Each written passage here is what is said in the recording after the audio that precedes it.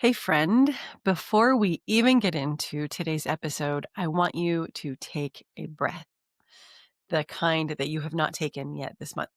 Because if you are anything like the women that I have been talking to recently, you are carrying the weight of the entire holiday season on top of a life that was already maxed out.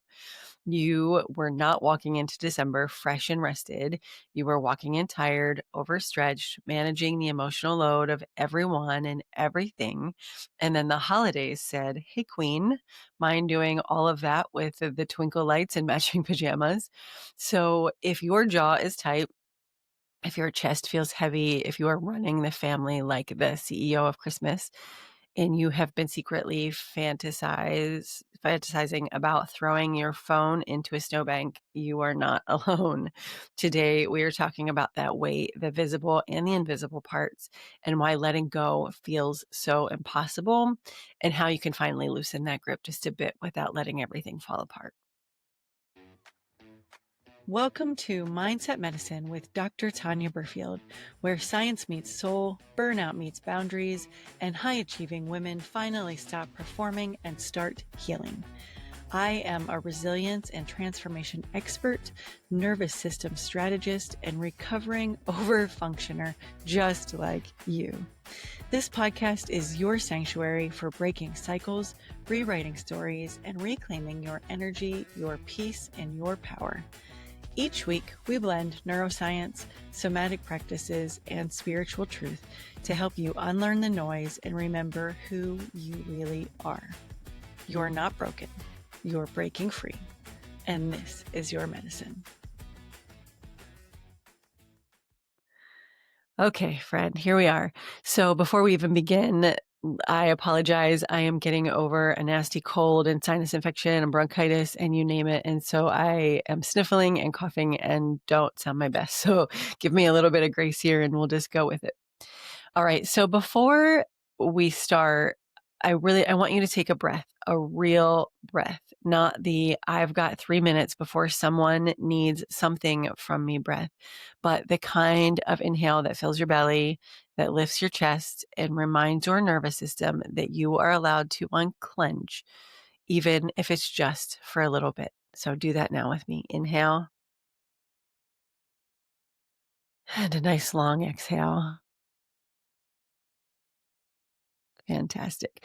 We're doing that because if you were anything like every other woman that I have been talking with this month, you have been wound tight since mid-November. You're holding your shoulders up like they're earrings. You're holding the emotional climate of your entire household. You are holding the schedules, the traditions, the expectations, the shopping lists, the deadlines, the don't forgets. And then December shows up and says, "Hey, sis, do you want to do all of that? Plus, maybe let's also create some magical memories with matching pajamas and homemade cookies and 6 holiday parties and travel and family dynamics that make your jaw lock." Yeah, me too. It's a lot. It's too much. It's so freaking overwhelming and it's frustrating. And here's the thing. Here's the truth that nobody's naming. The weight of the holiday season feels heavy because it lands on a foundation that was already maxed out. You did not walk into December fresh. You walked in tired. You were walking in overstretched, overcommitted, overwhelmed. You walked in with a nervous system already running at full capacity, trying to manage your work, your life, your mental load, your emotional load, your family, your responsibilities, your self doubt, the invisible expectations. And then that daily question that you ask yourself that it turns into this am I doing enough loop? December doesn't create the weight, it compounds it. So today's episode is just about acknowledging the weight of both the holidays and your whole damn life, and then understanding why letting go feels so impossible and how to at least start to loosen your grip in a way that feels safe and loving and sustainable. Because you, my friend, deserve at least one exhale before you rush into the new year.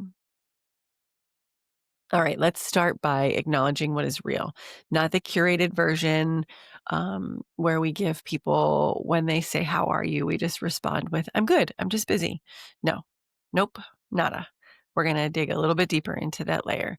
So, most of the women that I work with are carrying around this level of emotional, physical, and mental weight that would buckle the knees of most humans. And we do it quietly and we are doing it competently. We've been conditioned to pretend that we're fine while silently managing the entire emotional ecosystem of our families, our teams, our relationships, our inboxes, our calendars. You know, this weight that I'm talking about, it's the weight of holding everyone else's needs together. It's managing everyone else's expectations. It's anticipating every possible disaster on the face of this earth. It is ensuring every person is emotionally stable, that you are keeping the peace, that you are making the memories, that you are creating the moments, that you are smoothing the edges, that you are catching the things, that you are fixing the things, and that you are being the strong, dependable, and responsible one. And by the way, you are doing all of that with a smile because God forbid someone thinks that you are struggling.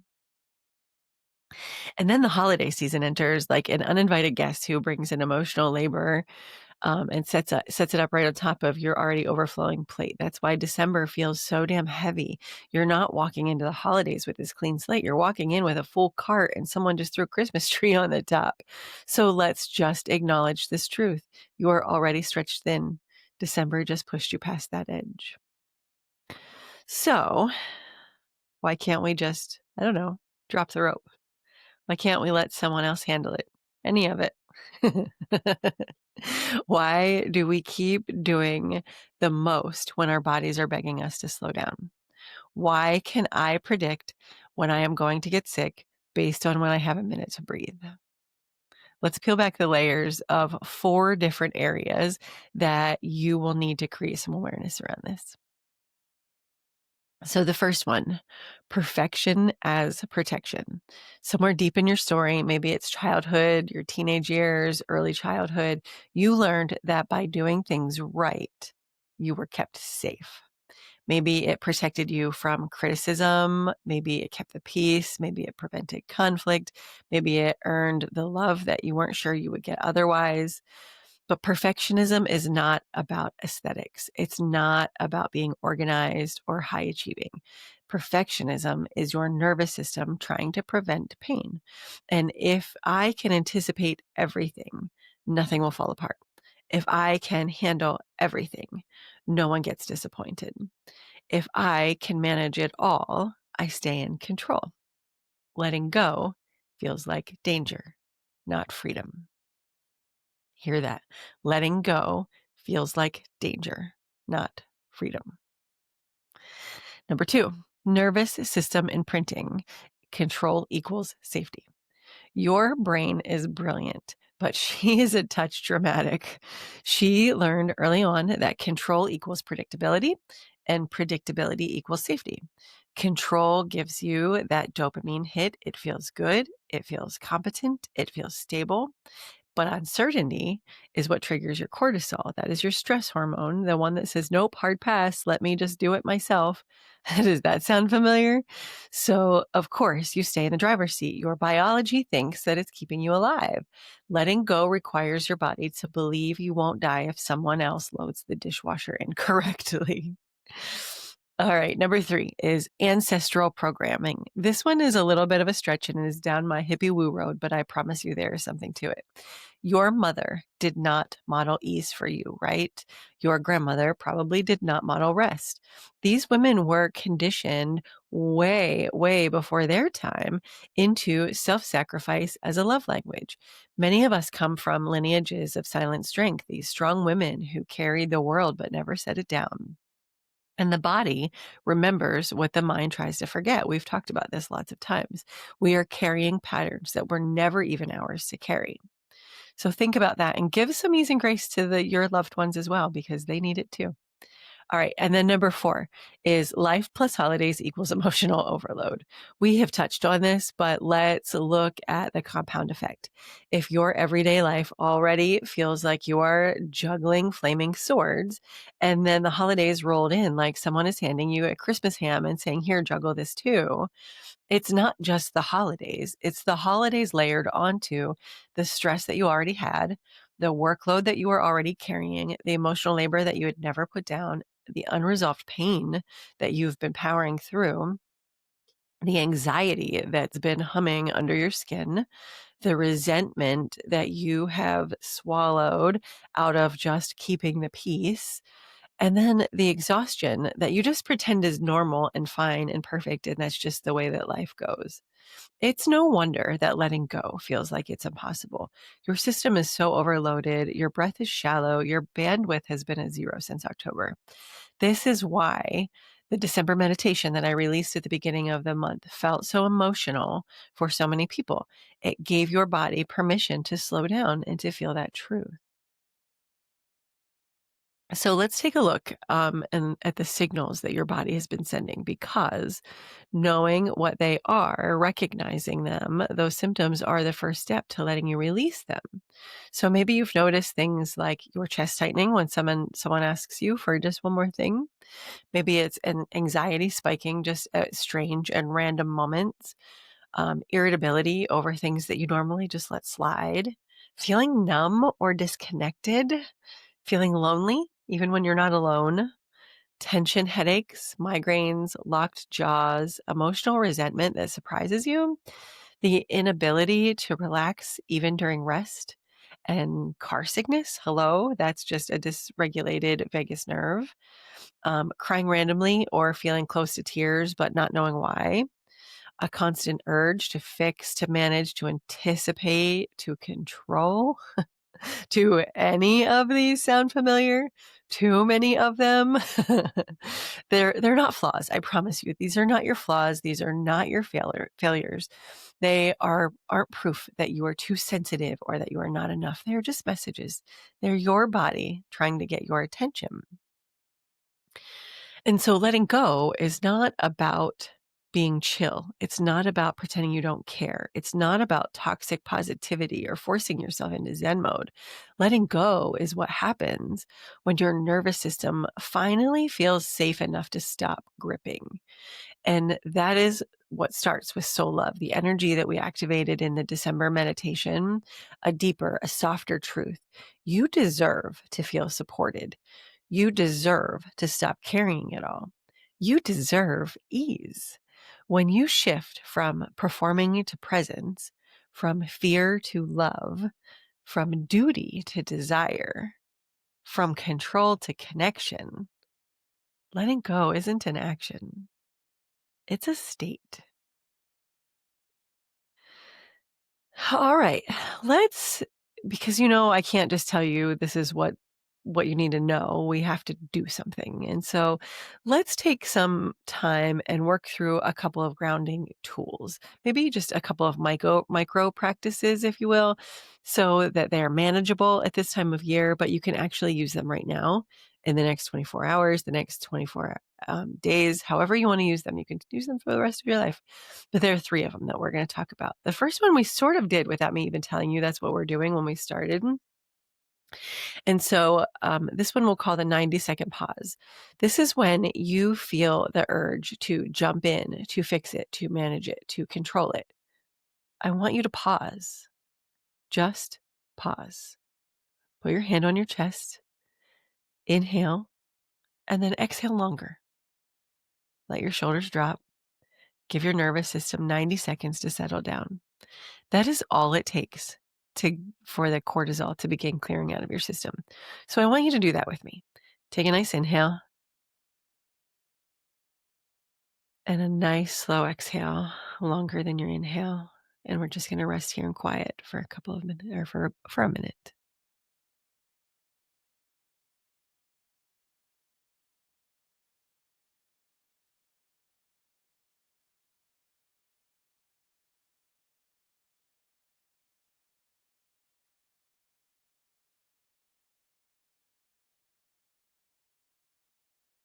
If your mind starts to wander, just as you inhale, think the word inhale, and same on the exhale. You're giving yourself permission to just pause.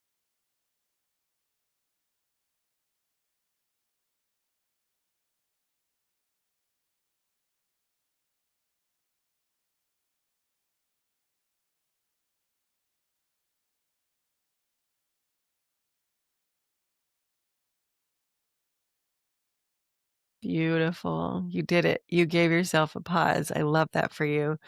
Do you feel the shift? Do you feel how you can move from a state of reaction to maybe a state of a little bit more calmness? You can do that anytime. You don't have to make a big deal out of it. You can be sitting in a room, you can be in a situation, and you can just stop and give yourself that.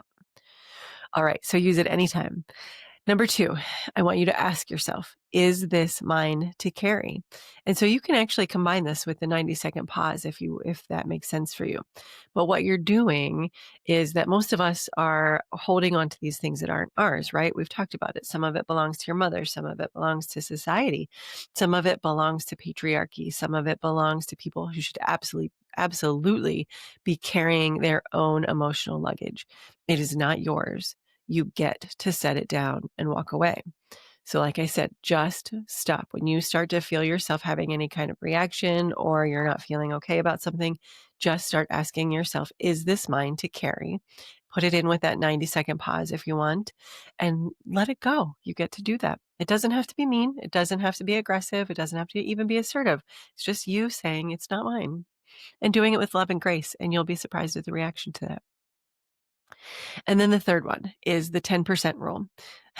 You know that you hear me talk about ease and grace on a regular basis. This is not a personality transplant, my friend.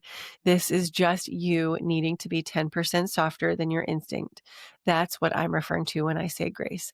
10% fewer obligations, 10% less emotional labor, 10% looser schedule, 10% more breath. Small calmness creates massive change. This is not huge. These are small, minor shifts.